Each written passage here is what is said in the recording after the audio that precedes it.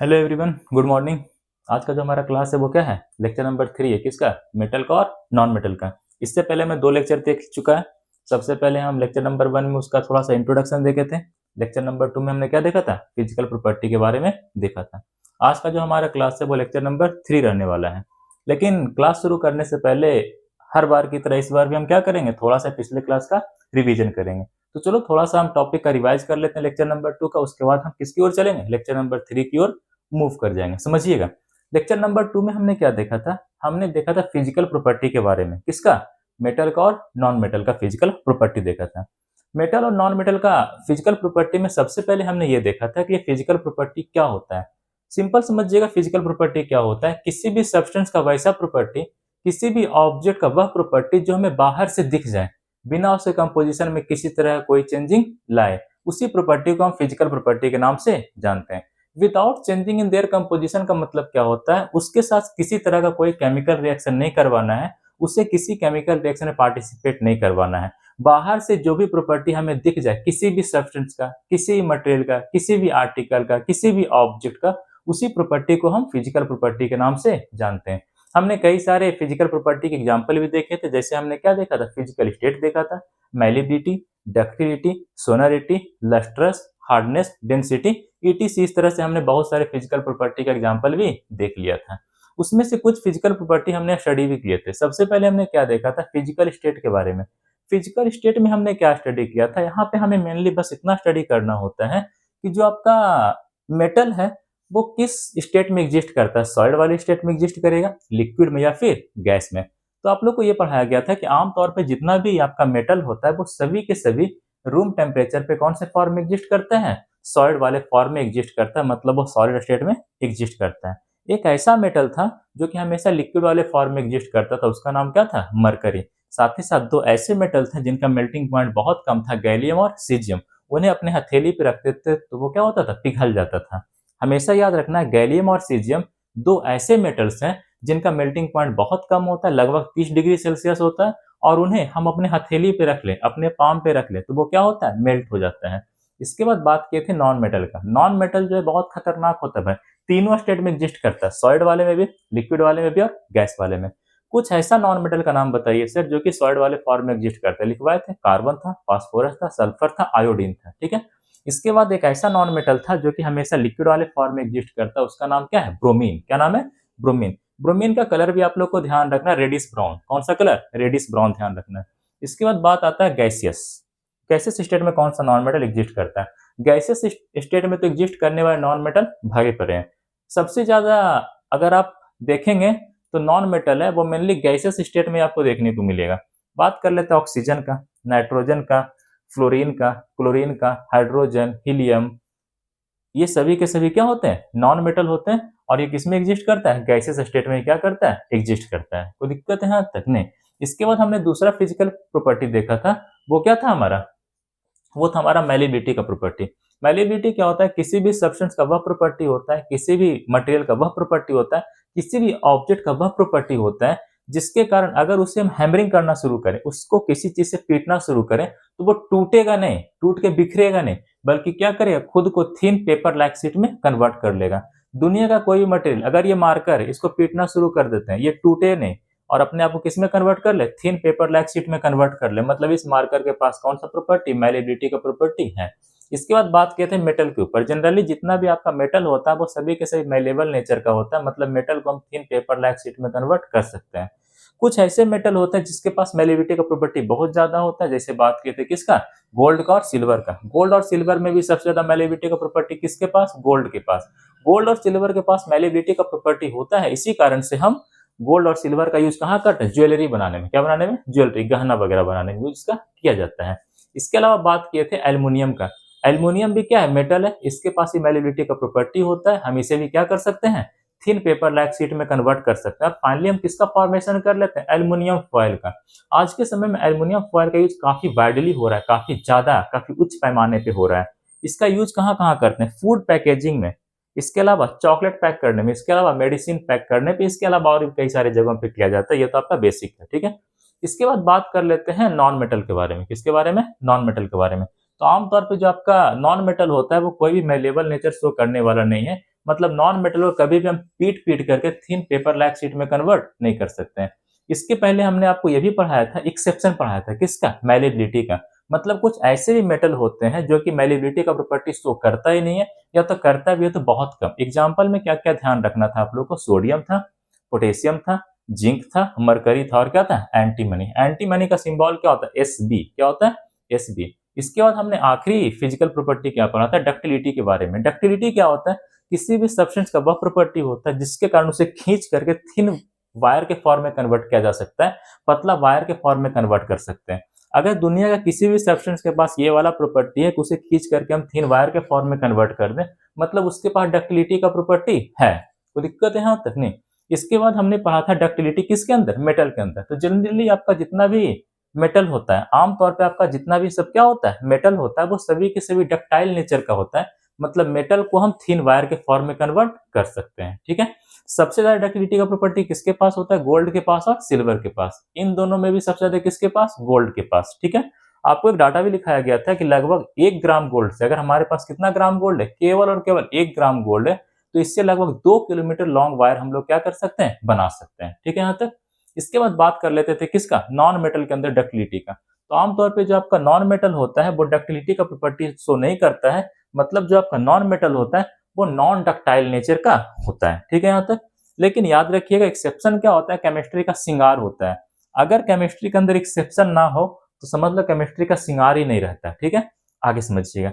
एक ऐसा non metal आप लोग को पढ़ाया गया था जो कि डक्टिलिटी का प्रॉपर्टी शो करता है, नाम आता है क्या? Carbon fibre. कार्बन फाइबर एक तरह का आपका क्या है? नॉन मेटल है, और उसके पास डक्टिलिटी का प्रॉपर्टी रहता है। ये था आपका लेक्चर नंबर 2 का रिवीजन। आज हम क्या देख रहे हैं? Lecture number 3।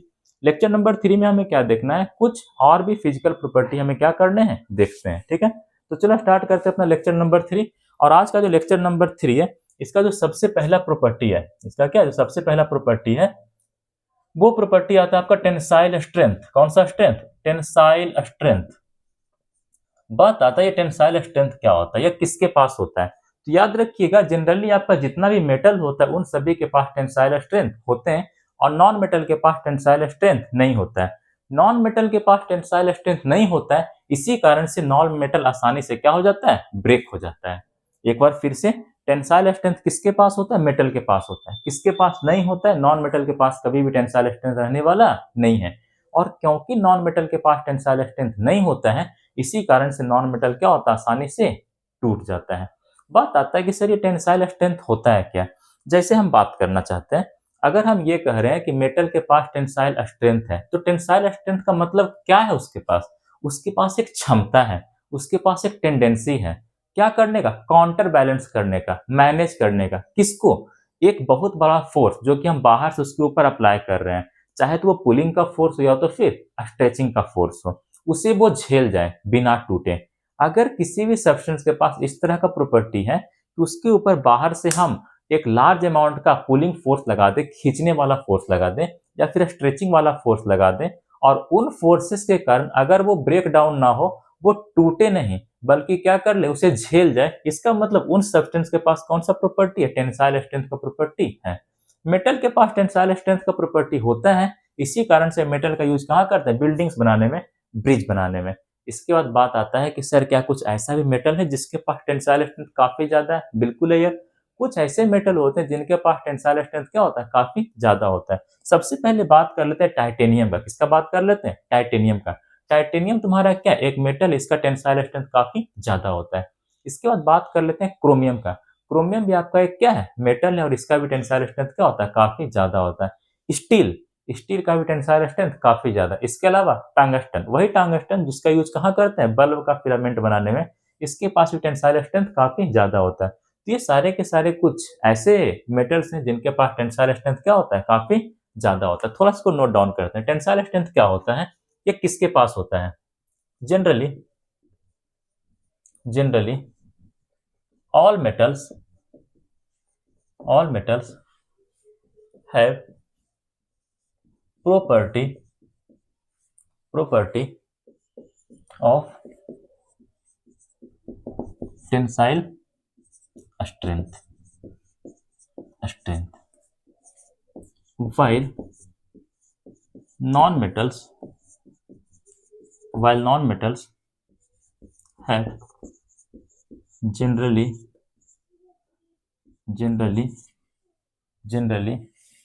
no any tensile strength,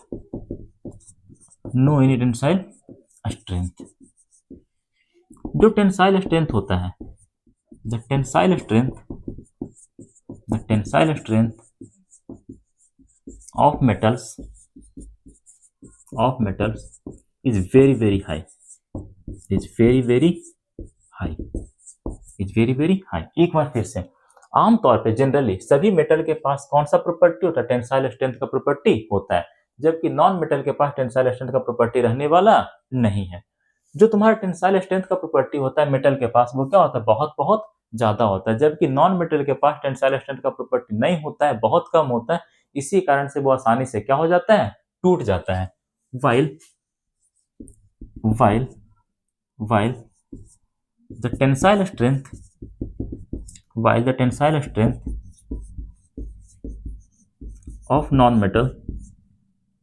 of non-metal is negligible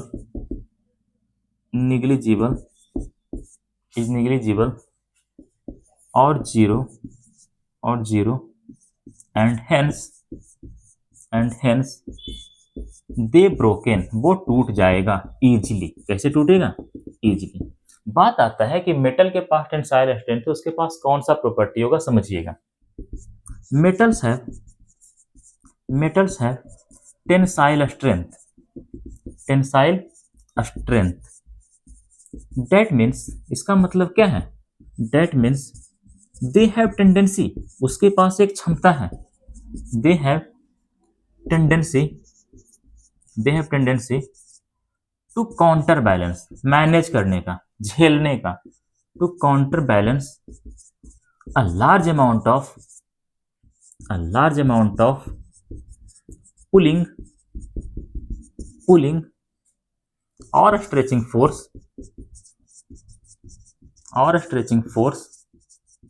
which is applied on them externally।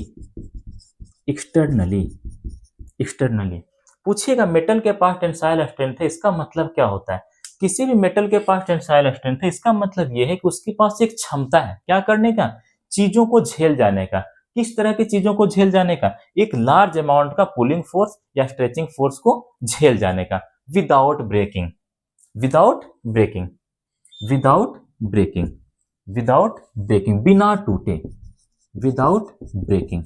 बिना टूटे उसे क्या कर लेगा बेचारा? वो झेल जाता है।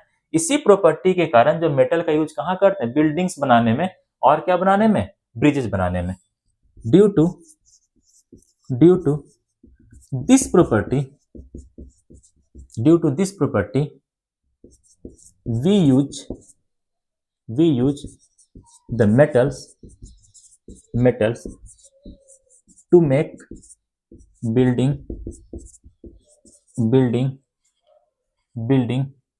bridges etc। मेटल के पास कौन सा प्रॉपर्टी होता है? टेंसाइल स्ट्रेंथ का प्रॉपर्टी होता है। इसी कारण से इसका यूज हम कहाँ कर सकते हैं? बिल्डिंग बनाने में, और क्या बनाने में? ब्रिज बनाने में। कुछ ऐसा मेटल जिसका टेंसाइल स्ट्रेंथ बहुत ज्यादा होता है, एग्जाम्पल के तौर पे ध्यान रख लेना। एग्जाम्पल के तौर पे बात कर लेते हैं टाइटेनियम का, बात कर लेते हैं क्रोमियम का, बात कर लेते हैं टंगस्टन का। टंगस्टन का जो लैटिन नेम होता है वो क्या होता है? वॉल फॉर्म, और उसका सिंबल क्या होता है? W होता है। इसके अलावा और क्या बात कर लेते हैं? स्टील। इन सब का टेंसाइल स्ट्रेंथ क्या होता है? वेरी हाई होता है, having high tensile strength. TS का मतलब टेंसाइल स्ट्रेंथ। इसके बाद बात करना है किसका? नॉन मेटल का। नॉन मेटल के पास जनरली टेंसाइल स्ट्रेंथ रहने वाला नहीं है। इसमें केवल और केवल एक लाइन लिखना होता है, generally non metal have no any tensile strength. इसके बाद किसका बात कर लेते हैं? नॉन मेटल का। किसका बात कर लेते हैं हम लोग? नॉन मेटल्स का। सॉरी,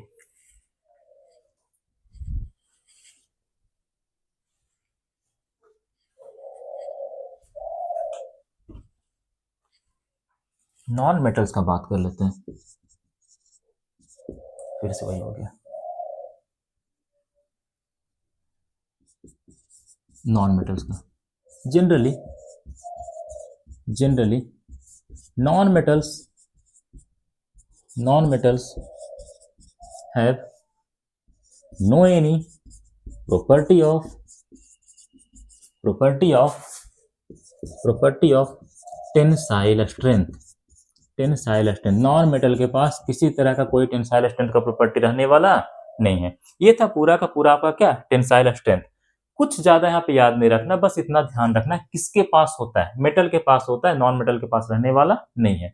नॉन मेटल के पास टेंसाइल स्ट्रेंथ नहीं होता है, इसी कारण से नॉन मेटल आसानी से टूट जाता है। मेटल के पास टेंसाइल स्ट्रेंथ है, इसका मतलब क्या है, उसके पास एक क्षमता है, उसके पास एक टेंडेंसी है क्या करने का, काउंटर बैलेंस करने का, झेलने का। किसको झेलने का, एक large amount of pulling force को या फिर स्ट्रेचिंग वाले फोर्स का। ठीक है, मतलब उसके ऊपर कितना भी फोर्स लगा दो, काफी लार्ज अमाउंट का फोर्स लगा दो, पुलिंग फोर्स या तो फिर स्ट्रेचिंग फोर्स, वो उन फोर्सेस के कारण टूटने वाला नहीं है, उसे झेल लेगा। वो उन फोर्सेस के कारण टूटने वाला नहीं, उसे क्या करेगा, झेल लेगा। दुनिया का कोई वैसा सब्सटेंस जिसके ऊपर काफी लार्ज अमाउंट का फोर्स लगा दो और अगर वो उन फोर्सेस के कारण टूटे नहीं बल्कि उसे क्या कर ले, झेल ले, काउंटर बैलेंस करे, उसे मैनेज कर ले, मतलब उसके पास टेंसाइल स्ट्रेंथ का प्रॉपर्टी है। सभी के सभी मेटल के पास टेंसाइल स्ट्रेंथ का प्रॉपर्टी होता है। टेंसाइल स्ट्रेंथ का प्रॉपर्टी मेटल के पास होता है, इसी कारण से मेटल का यूज कहाँ करते हैं, बिल्डिंग बनाने में और क्या बनाने में, पुल वगैरह बनाने में इसका यूज किया जाता है। कुछ ऐसा मेटल जिसके पास टेंसाइल स्ट्रेंथ काफी ज्यादा होता है, टाइटेनियम हो गया, क्रोमियम हो गया, टंगस्टन हो गया और क्या हो गया, स्टील हो गया। इतना डाटा आप लोग को ध्यान रखना, इससे ज्यादा आपसे कुछ नहीं पूछेगा। यहां तक नोट करिए, फिर आगे चलते हैं। हो गया,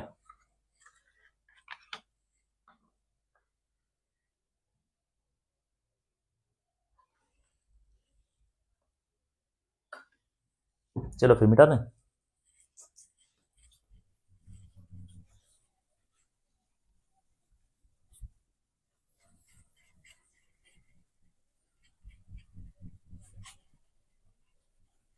इसके बाद जो मैं फिजिकल प्रॉपर्टी पढ़ना है वो पढ़ना है हार्डनेस के बारे में।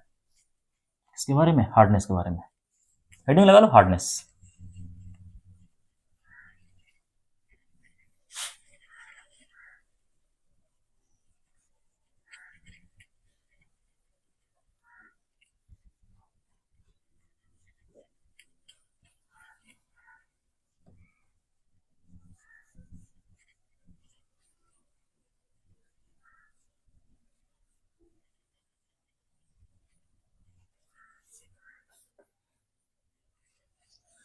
चलिए हेडिंग लगी हार्डनेस।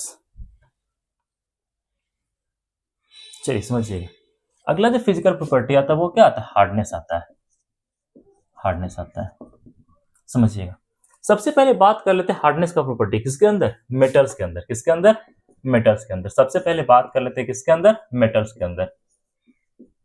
जनरली आपका जितना भी मेटल होता है वो सब के सब हार्ड होते हैं, रिजिड होते हैं। कैसा होता है, हार्ड होता है या फिर रिजिड होता है, मतलब मेटल के पास हार्डनेस का प्रॉपर्टी रहता है।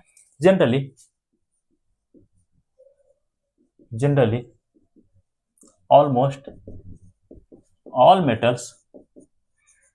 मेटल्स हैव property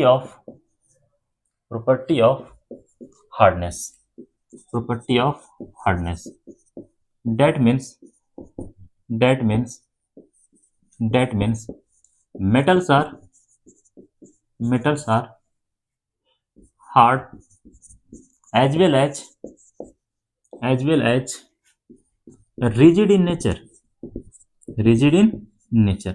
जितना भी तुम्हारा मेटल होता है वो सब के सब किसके, सॉरी, जितना भी आपके पास मेटल होता है उन सभी के पास कौन सा प्रॉपर्टी होता है, हार्डनेस का प्रॉपर्टी होता है। लगभग सभी के सभी जो मेटल होते हैं उनके पास हार्डनेस का प्रॉपर्टी रहता ही है। इसका मतलब क्या है कि जितना भी तुम्हारा मेटल होगा वो सब के सब हार्ड होंगे, या फिर हम कह सकते हैं क्या होगा, रिजिड होगा। रिजिड का मतलब क्या होता है, कठोर होना। रिजिड का मतलब क्या होता है, कठोर होना। कोई दिक्कत है यहाँ तक नहीं, आगे चलते हैं। बात आता है कि इस हार्डनेस हमें फायदा क्या है। इस हार्डनेस से हमें क्या होता है, बहुत तरह का फायदा होता है। जैसे समझिएगा, अगर तुम्हारा मेटल हार्ड है, अगर तुम्हारा मेटल क्या है, हार्ड है या फिर क्या है, रिजिड है। मेटल हार्ड है और रिजिड है, इस कारण से कुछ चीजों को रजिस्ट करता है। क्या करता है, रजिस्ट करता है। किसको किसको रजिस्ट करेगा, रजिस्ट कटिंग को, किसको रजिस्ट करेगा? कटिंग को। आसानी से मेटल कटने वाला नहीं है। स्क्रैचिंग को, आसानी से इसके ऊपर किसी तरह कोई खरोंच आने वाला भी नहीं है। इसके अलावा और किसको रजिस्ट करेगा? ग्राइंडिंग को, इसको आसानी से चावल की तरह या फिर गेहूं की तरह पीसा भी नहीं जा सकता है। इतना चीज आप लोगों को क्या करना है? ध्यान रखना है। मेटल जनरली कौन सा प्रॉपर्टी रखता है? हार्डनेस का प्रॉपर्टी रखता है। हार्डनेस का प्रॉपर्टी रखता है, इसका मतलब उसके पास क्या होता है कि मेटल हार्ड होता है, या फिर क्या कह सकते हैं, रिजिड इन नेचर होता है, अपने स्वभाव में कैसा होता है? कठोर होता है। अगर किसी के पास हार्डनेस का प्रॉपर्टी है, मेटल के पास हार्डनेस का प्रॉपर्टी है, मेटल रिजिड होता है, तो इस कारण से वो क्या करता है? रेजिस्ट करता है, विरोध करता है। इसका कटिंग का, आसानी से कटने वाला नहीं है। स्क्रैचिंग, आसानी से उसके ऊपर कोई खरोच आने वाला भी नहीं है। ग्राइंडिंग, उसको आसानी से पीसा नहीं जा सकता है। जिस तरह से हम चावल को, गेहूं को आसानी से पीस देते हैं ना, मेटल को आसानी से हम लोग पीस नहीं सकते हैं। ठीक है, लेकिन यहाँ पे बात आता है एक्सेप्शन का। किसका बात आता है? एक्सेप्शन का। कुछ ऐसा भी तुम्हारा मेटल होता है जो सॉफ्ट नेचर का होता है। कैसा नेचर का? सॉफ्ट नेचर का। एक्सेप्शन इसका क्या होता है? ध्यान रखना है। एक्सेप्शन में आता है तुम्हारा सोडियम, पोटेशियम और क्या होता है? कैल्शियम। ये कैसा होता है? Soft in nature. कैसा होता है? Soft in nature. ये इतना सॉफ्ट होता है कि चाकू से इसको काटा जा सकता है। We can cut them easily, we can cut them easily by knife. किससे काटा जा सकता है? चाकू से इसको आसानी से काटा जा सकता है। इतना चीज ध्यान रखना है। किसके बारे में? मेटल्स के बारे में। इसके बाद बात कर लेते हैं हार्डनेस का प्रॉपर्टी। किसके अंदर? नॉन मेटल्स के अंदर। किसके अंदर? नॉन मेटल्स के अंदर। बात आता है कि नॉन मेटल्स के पास हार्डनेस का प्रॉपर्टी होता है या फिर नहीं होता है। याद रखिएगा,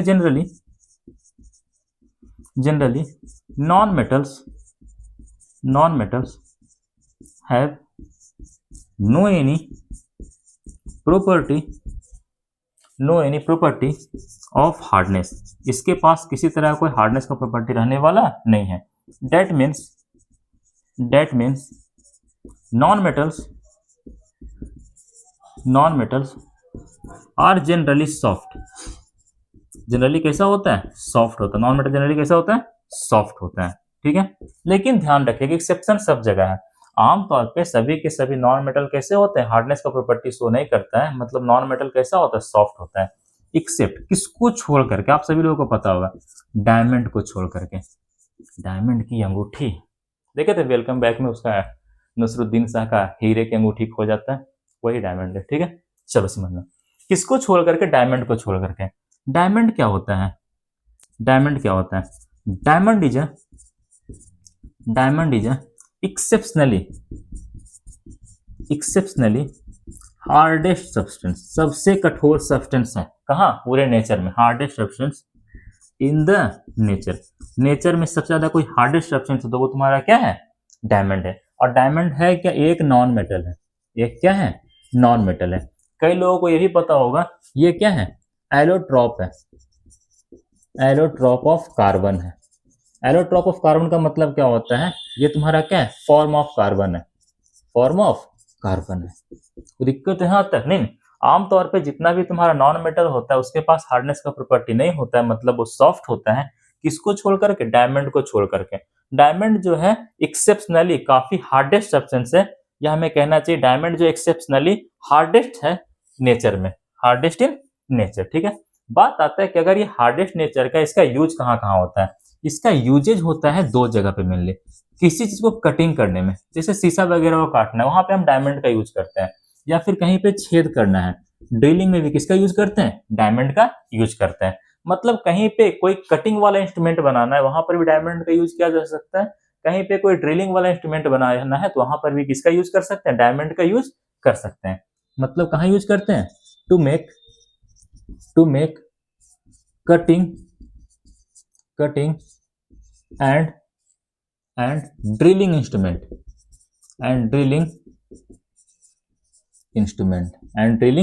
इंस्ट्रूमेंट। कोई दिक्कत यहाँ तक नहीं। ये आपका प्रॉपर्टी था किसका? हार्डनेस का। यहाँ पर भी ज्यादा कुछ ध्यान नहीं रखना, बस इतना ध्यान रखना है हार्डनेस का प्रॉपर्टी मेनली किसके पास होता है? मेटल के पास होता है। ठीक है, मेटल के पास हार्डनेस का प्रॉपर्टी, इसका मतलब क्या होता है? मेटल नेचर में हार्ड होता है और रिजिड होता है, कठोर होता है। अगर कोई हार्ड होगा और कठोर होगा तो क्या करेगा? कुछ चीजों का विरोध करेगा, कुछ चीजों को रजिस्ट करेगा। किसको किसको रजिस्ट कर सकता है? कटिंग, आसानी से कटने वाला नहीं है। स्क्रैचिंग, आसानी से उसके ऊपर कोई खरोच आने वाला नहीं है। ग्राइंडिंग, आसानी से उसको पीसा नहीं जा सकता है। कुछ ऐसे भी मेटल होते हैं जो कि अपने नेचर में सॉफ्ट होते हैं, वो हार्डनेस वाले प्रॉपर्टी को शो नहीं कर पाते हैं। सोडियम हो गया, पोटेशियम हो गया और क्या हो गया, कैल्शियम हो गया। ये सब कैसा नेचर का होता है, सॉफ्ट नेचर का होता है। इसे आसानी से हम काट सकते हैं, किसके मदद से, छुरी की मदद से, नाइफ की मदद से। बात कर लेते हैं नॉन मेटल का। नॉन मेटल के पास जनरली हार्डनेस का प्रॉपर्टी रहने वाला नहीं है। नॉन मेटल आमतौर पे कैसा होता है, सॉफ्ट होता है। किसको छोड़ करके, डायमंड को छोड़ करके। एक्सेप्शनली ये देखा गया है कि डायमंड जो है इस पूरे संसार में, इस पूरे यूनिवर्स में सबसे हार्डेस्ट सब्सटेंस है। कैसा सब्सटेंस है, हार्डेस्ट सब्सटेंस है। इसीलिए लिखा जाता है diamond is the exceptionally hardest in nature. ठीक है, इसके बाद बात कर लेते हैं डायमंड है क्या। एक तरह का नॉन मेटल है। ये क्या है, एलोट्रॉप ऑफ कार्बन है। ठीक है, मतलब कार्बन का एक रूप है। अब अगर डायमंड हार्डेस्ट सब्सटेंस है, इसका यूज कहाँ कहाँ करते हैं, किसी चीज को काटना है वहां पे यूज करते हैं, कहीं पे ड्रिलिंग करना वहां पे यूज करते हैं। इसके अलावा आप समझ सकते हैं कि अगर किसी चीज को काटने में यूज हो रहा है तो जाहिर सी बात है कि इस डायमंड का यूज कहाँ करेंगे, कोई कटिंग वाला इंस्ट्रूमेंट बनाने में, या फिर कोई ड्रिलिंग वाला इंस्ट्रूमेंट बनाने में। कहीं पे कटिंग का इंस्ट्रूमेंट बनाना है तो भी इसका यूज कर सकते हैं, ड्रिलिंग का इंस्ट्रूमेंट बनाना है तो भी इसका क्या कर सकते हैं, यूज कर सकते हैं। ये था आपका हार्डनेस का प्रॉपर्टी। इसके बाद जो हमें नेक्स्ट प्रॉपर्टी पढ़ना है वो है लस्ट्रस वाला प्रॉपर्टी। पहले इसका नोट कर लो, फिर आगे चलते हैं।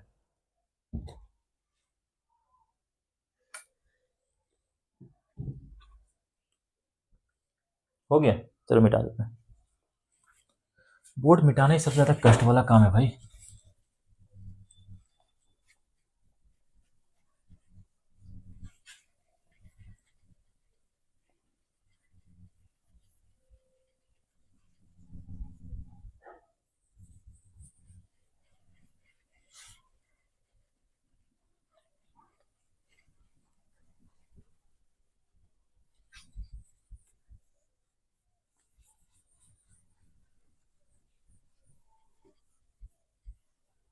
चलिए, हो गया।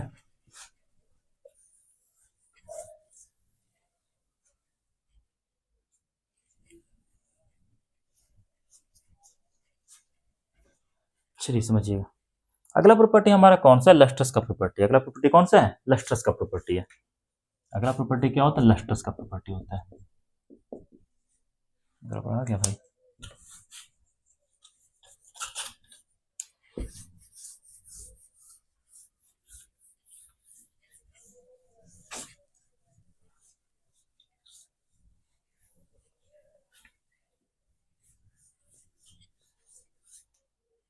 चलिए समझिएगा।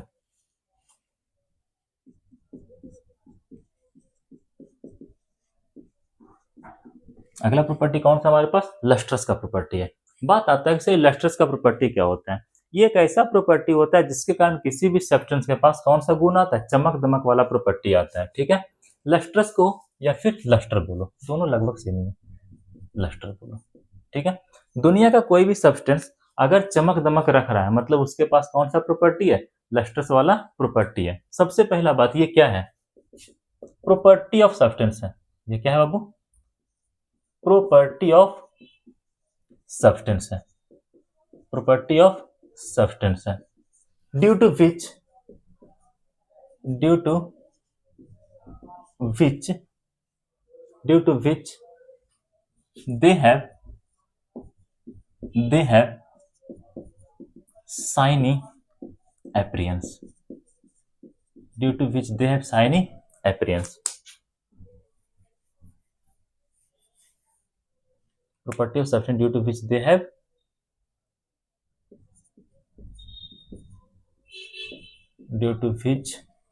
shiny appearance.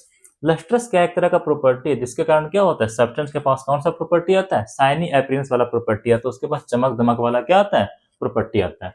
सबसे पहले लस्ट्रस प्रॉपर्टी हम किसके अंदर देख लेते हैं, मेटल्स के अंदर। किसके अंदर देख लेते हैं, मेटल्स के अंदर। आमतौर पर आपका जितना भी मेटल होता है वो सभी के सभी लस्ट्रस वाला प्रॉपर्टी को क्या करता है, शो करता है।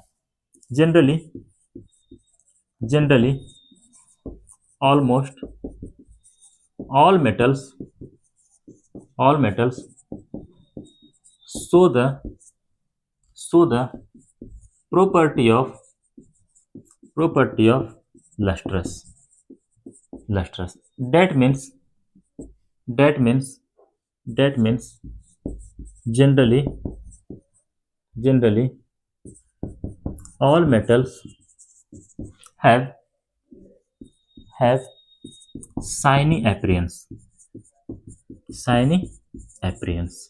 कोई दिक्कत यहाँ तक नहीं ना। आमतौर पे जितना भी मेटल होता है वो सब के सब कैसा नेचर का होता है, लस्ट्रस नेचर का होता है, मतलब उसके पास क्या होता है, शाइनी अपीयरेंस होता है। एक मेटल को छोड़ करके, एक मेटल को छोड़ करके, किसको छोड़ करके, एक्सेप्ट, एक्सेप्ट किसको छोड़ करके, लीड को छोड़ करके। लीड का सिंबल क्या होता है, पीबी होता है। इसके पास क्या होता है, डल शाइनी अपीयरेंस, बहुत अच्छा शाइनी अपीयरेंस नहीं होता है, डल शाइनी अपीयरेंस, डल शाइनी अपीयरेंस। कोई दिक्कत है यहाँ तक नहीं ना। या फिर कह सकते हैं और we can say that lead have very less lustrous property। इसके पास lustrous property क्या होता है, बहुत ज्यादा कम होता है। कोई दिक्कत है यहाँ तक नहीं। आगे चलते हैं। बात आता है कि लस्ट्रस प्रॉपर्टी का कुछ और भी यूज होता है। यस, पुराने जमाने में लोग इसका यूज किस लिए करते थे, मेटल को आइडेंटिफाई करने में। पुराने जमाने में लोगों ने अपने तरफ से एक ऐसा कॉन्सेप्ट बना लिया था कि दुनिया में कोई भी चीज ऐसा दिखे जिसके पास चमक दमक काफी ज्यादा हो, इसका मतलब वो क्या होगा, मेटल होगा। In ancient time, in ancient time peoples और scientist use this property for the identification of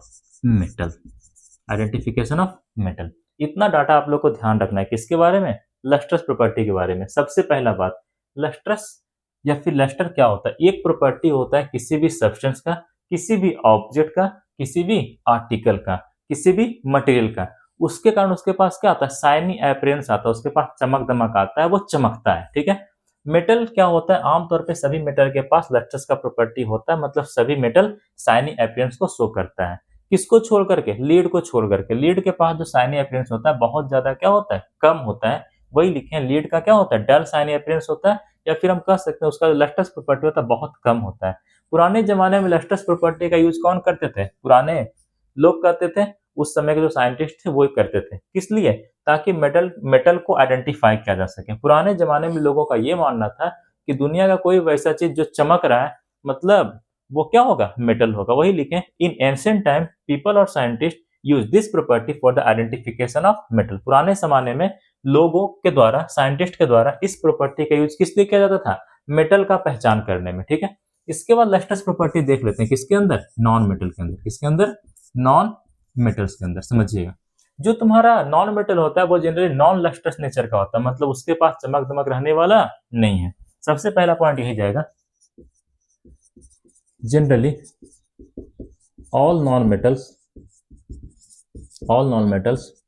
are non-lustrous in nature. That means they have no any shiny appearance, उसके पास किसी तरह कोई चमक दमक रहने वाला नहीं है। लेकिन यहाँ पे क्या आता है, एक्सेप्शन आता है। यहाँ पे क्या आता है तुम्हारा, एक्सेप्शन आता है। किसको छोड़ करके, एक्सेप्ट कुछ नॉन मेटल ऐसे होते हैं जिनके पास शाइनी अपीयरेंस होता है, जिनके पास चमक दमक वाला गुण होता है। किसके किसके पास होगा, बात कर लेते हैं आयोडीन। आयोडीन तुम्हारा एक नॉन मेटल है और इसके पास शाइनी अपीयरेंस होता है। बात कर लो ग्रेफाइट का। ग्रेफाइट यूज कहाँ होता है, यूज इन पेंसिल लीड।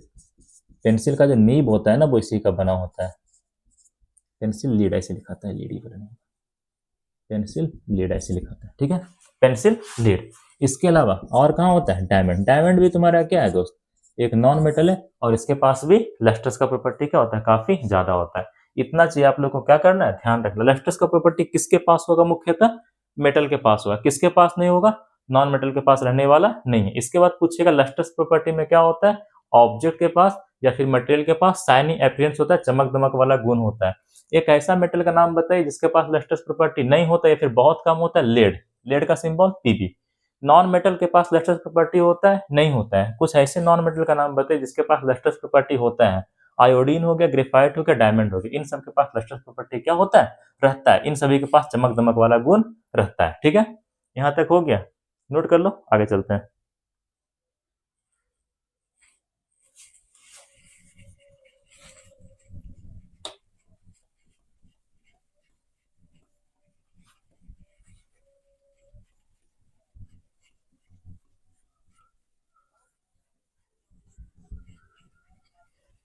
अगला जो है फिजिकल प्रॉपर्टी पढ़ना है, वो क्या पढ़ना है, डेंसिटी के बारे में।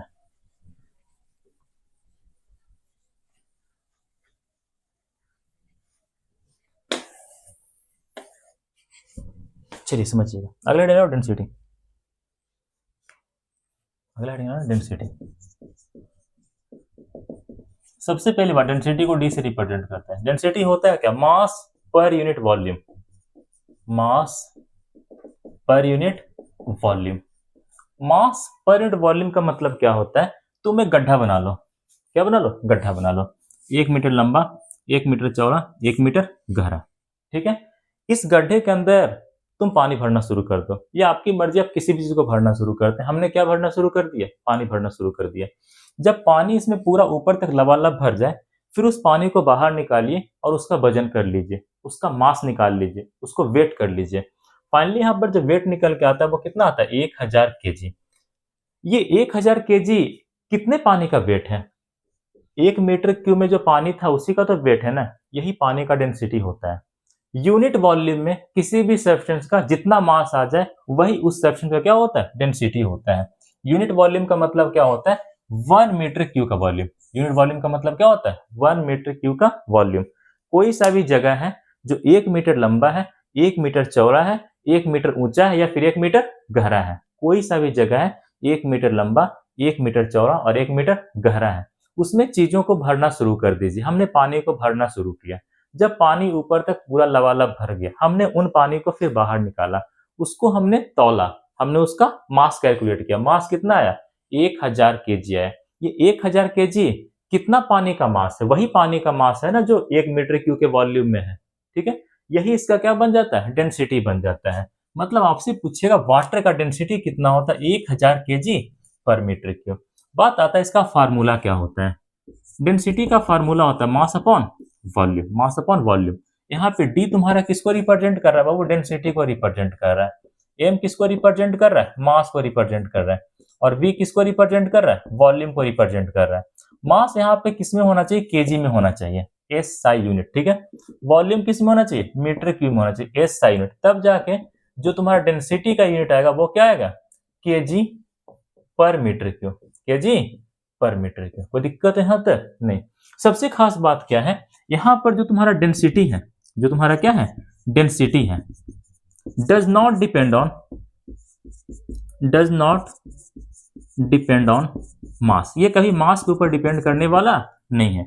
मेरा कहने का मतलब क्या है, चाहे तो तुम एक बूंद पानी का डेंसिटी निकालो, चाहे एक बाल्टी भर का पानी का डेंसिटी निकालो, चाहे तो पूरे समंदर के पानी का डेंसिटी निकाल लो, वो डेंसिटी कितना आने वाला है, 1000 केजी पर मीटर क्यूब ही आने वाला है। मतलब डेंसिटी किस पे डिपेंड नहीं करता, मास के ऊपर डिपेंड करने वाला नहीं है। साथ ही साथ जो आपका डेंसिटी है या और किस पे नहीं डिपेंड करता है, does not depend on the volume, volume पर भी डिपेंड करने वाला नहीं है। जैसे समझिएगा, एक छोटा सा कांटी ले लो, जो लोहे का कांटी होता है, नेल होता है, वो ले लो, उसका वॉल्यूम क्या होगा, बहुत कम होगा।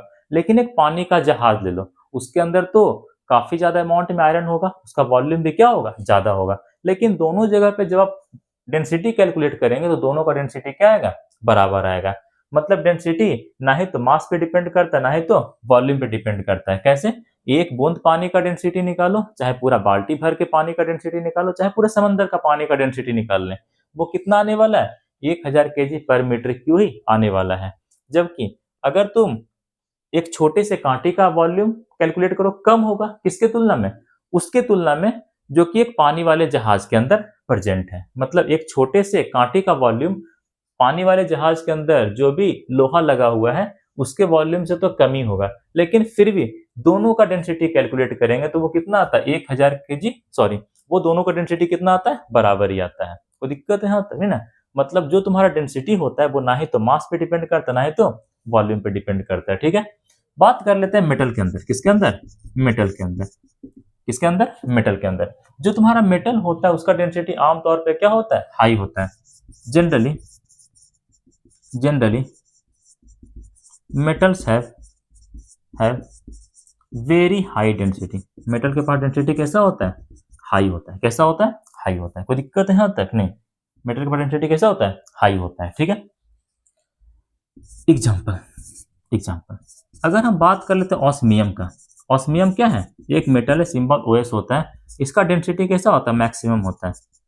Having maximum density. कैसा डेंसिटी होता है? मैक्सिमम डेंसिटी होता है। इसके बाद हम बात कर लेते हैं किसका? लिथियम का। लिथियम का सिंबल Li। इसका डेंसिटी कैसा होता है? मिनिमम होता है। कैसा होता है? मिनिमम होता है। कोई दिक्कत है यहाँ तक है ना? इसके बाद बात कर लेते हैं सोडियम का और किसका? पोटेशियम का। ठीक है, इसका डेंसिटी कैसा होता है? Having less density. ना ही तो बहुत ज्यादा होता है ना ही तो एकदम कम होता है, ठीक ठाक होता है।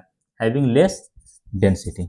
सबसे ज्यादा पूछेगा ऑस्मियम का, सबसे कम पूछेगा किसका? लिथियम का। और जो आपका सोडियम और पोटेशियम होता है इसका डेंसिटी कैसा होता है? लोअर डेंसिटी होता है। इसका डेंसिटी कैसा होता है? लेस होता है। इसी कारण से इसे हम क्या कर सकते हैं? नाइफ वगैरह से कट कर सकते हैं। कोई दिक्कत है यहाँ तक? नहीं ना? कोई दिक्कत है यहाँ तक? नहीं ना? Having less density and hence we cut them by knife easily. हम इसे आसानी से चाकू की मदद से क्या कर सकते हैं? काट सकते हैं। ये था तुम्हारा डेंसिटी किसके अंदर? मेटल्स के अंदर। इसके बाद हमें डेंसिटी देखना है किसके अंदर? नॉन मेटल के अंदर। आमतौर पे जो तुम्हारा नॉन मेटल होता है उसका डेंसिटी कैसा होता है? कम होता है। Generally non metals have lowest density. Non metal के पास डेंसिटी कम होता है, इसी कारण से वो आमतौर पे कौन से स्टेट में एग्जिस्ट करता है? गैसियस स्टेट में। And hence they generally exist in gaseous state. लेकिन किसको छोड़ करके? एक्सेप्ट किसको छोड़ करके? डायमंड को छोड़ करके। किसको छोड़ करके? डायमंड को छोड़ करके। ये था तुम्हारा डेंसिटी का कॉन्सेप्ट। ठीक है, ज्यादा यहाँ पे कुछ नहीं ध्यान रखना, बस इतना ध्यान रखना डेंसिटी का डेफिनेशन क्या होता है? मास per unit volume. Unit volume में किसी भी चीजों का जो मास आ जाता है वही उसका क्या कहलाता है? डेंसिटी कहलाता है। 1 मीटर लंबा, 1 मीटर चौड़ा, 1 मीटर गड्ढा गहरा, तुम कोई गड्ढा बना लो, उसके अंदर हमने पानी भरना शुरू कर दिया। जब पानी पूरा भर गया उस पानी को बाहर निकाला, हमने उसका मास कैलकुलेट किया, कितना आ गया? 1000 केजी। यही 1000 केजी पर मीटर क्यूब क्या है? डेंसिटी है। किसका? वाटर का। फॉर्मूला क्या होता है? Density equal to mass upon volume. Density को स्मॉल d से रिप्रेजेंट करते हैं, मास को केजी में रखना है, वॉल्यूम को मीटर क्यूब में रखना है, तब डेंसिटी का यूनिट किस में आएगा? केजी पर मीटर क्यूब में आएगा। डेंसिटी किस पे डिपेंड नहीं करता? मास पे डिपेंड नहीं करता। मतलब एक बूंद पानी का तुम डेंसिटी कैलकुलेट करो, चाहे पूरे बाल्टी भर का पानी ले लो उसका डेंसिटी कैलकुलेट करो, दोनों का डेंसिटी क्या आता है? सेम आता है। डेंसिटी वॉल्यूम पर भी डिपेंड नहीं करता है। मतलब एक छोटे से कांटे का डेंसिटी निकाले, चाहे तो उसी तरह के लोहे से बने हुए एक बड़े से पानी वाले जहाज का डेंसिटी निकाले, दोनों का डेंसिटी क्या आएगा? सेम आएगा। ठीक है, मेटल के पास जनरली डेंसिटी हाई होता है। सबसे ज्यादा डेंसिटी किसके पास होता है? ऑस्मियम का। सबसे कम किसके पास होता है? लिथियम के पास होता है। ठीक है, सोडियम और पोटेशियम के पास डेंसिटी लेस होता है, इसी कारण से इसे हम आसानी से चाकू से काट सकते हैं। नॉन मेटल में क्या पढ़ना है? बस इतना ही ध्यान रखना है कि नॉन मेटल के अंदर जो डेंसिटी होता है वो लोएस्ट होता है, इसी कारण से ये कौन से स्टेट में एग्जिस्ट करता है? गैसियस स्टेट में एग्जिस्ट करता है। लेकिन इसका भी एक एक्सेप्शन है, वो एक्सेप्शन क्या आता है? डायमंड। क्या आता है? डायमंड। तो आज के लिए बस इतना ही, बाकी मिलते हैं आपके साथ अगले लेक्चर में। तब तक के लिए गुड बाय।